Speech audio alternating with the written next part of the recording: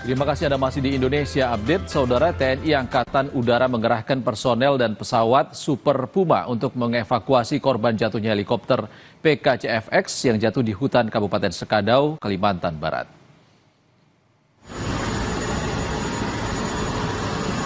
Tim evakuasi terdiri dari personel pasukan gerak cepat dan personel Basarnas dengan dikomandani Kapten Penerbang Ridwan. 8 jenazah saat ini telah dibawa dari Posko Hulu Peniti ke Kompi Yonif 642 Sanggau. Jenazah selanjutnya diterbangkan menggunakan helikopter Super Puma menuju Lanut Supadio Kuburaya untuk diserahkan pada Basarnas.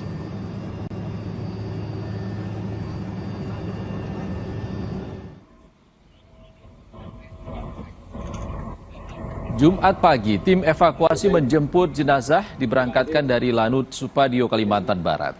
Helikopter Super Puma disiagakan bersama 7 kru gabungan, baik dari TNI Angkatan Udara maupun Basarnas.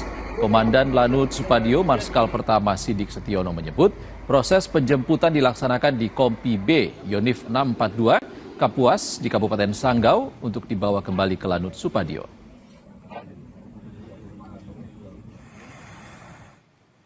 Pagi ini posisi seluruh dari manifest yang ada di Bapak Kilonsari Pongsor X-ray menuju ke Kompi B 642 di Sanggau.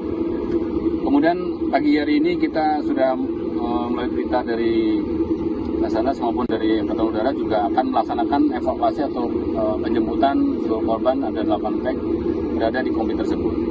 Di belakang kami ada hotel Titul Wanit yang sudah persiapan untuk melaksanakan terbang menuju ke posisi tersebut, posisi di Kompi B 642. Dari perjalanan darat sekarang juga seluruh pack sudah menuju ke Kompi tersebut, sehingga nanti di Kompi tidak terlalu lama, keluarga juga sudah ada di Supadio sebagian menunggu dari kedatangannya. Dari Lanut Supadio, 8 jenazah korban dibawa ke Rumah Sakit Bayangkara Anton Sudaryo Pontianak. Setibanya di rumah sakit, seluruh jenazah langsung dimasukkan ke kamar jenazah untuk dilakukan identifikasi.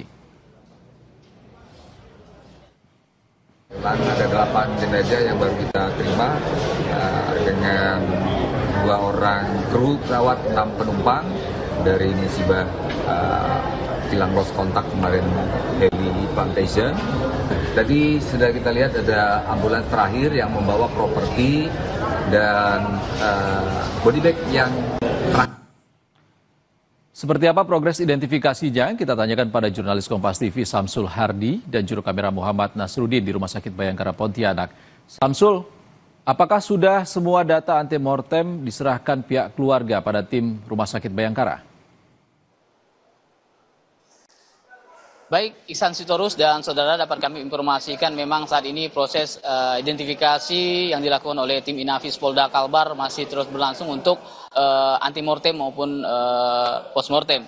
Namun untuk 8 korban kecelakaan heli yang jatuh di Kabupaten Sekadau saat ini memang sudah teridentifikasi 8, cuman masih 4 orang yang masih menunggu untuk identifikasi dari pihak keluarga, sementara 4 yang lainnya sudah sesuai antara antemortem dan postmortem, di mana ciri-ciri yang disampaikan oleh pihak keluarga terkait korban sudah memiliki kecocokan untuk 4 korban. Nah, 4 korban lainnya masih menunggu hasil dari postmortem. Beberapa keluarga sudah ada di posko di mana di Rumah Sakit Bayangkara ini untuk menyerahkan data antemortem kepada pihak rumah sakit. Dan adapun 8 yang sudah diidentifikasi tersebut, korban yang meninggal akibat kecelakaan heli disampaikan beberapa waktu oleh Kapolda Kalbar. Nah, berikut petikan wawancara saat konferensi pers yang dilakukan oleh Kapolda Kalbar.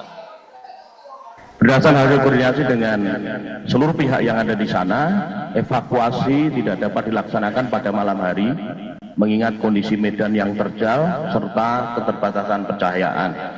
Sehingga dilakukan evakuasi mulai hari ini pada pagi tadi, sekitar pukul 6 waktu Indonesia bagian Barat.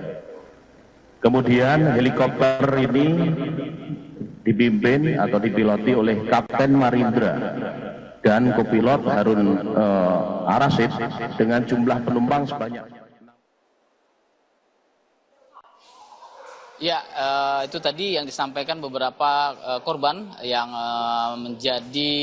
yang sudah berhasil diidentifikasi oleh tim Inafis Polda Kalbar. Nah, dari 8 korban tersebut, 2 diantaranya, yakni 1 dari Kalimantan Barat dan 1 dari warga negara asing yang juga saat ini masih terus dilakukan proses identifikasi, dan untuk Kabupaten Melawi sudah berhasil memiliki sesuaian antara postmortem dan antemortem, dan saat ini di Polda Kalbar 4 orang masih terus dilakukan untuk pos antemortem. Demikian, Ihsan. Jurnalis Kompas TV Samsul Hardi dan juru kamera Muhammad Nasruddin langsung dari Pontianak, Kalimantan Barat. Terima kasih kawan-kawan. Usai jeda di Indonesia, update saudara, Kejaksaan Tinggi Lampung mengeksekusi uang pengganti sebesar 7,8 miliar rupiah dari terpidana korupsi pembangunan jalan tol Terbanggi Besar Pematang Panggang Kayu Agung atau Terpeka.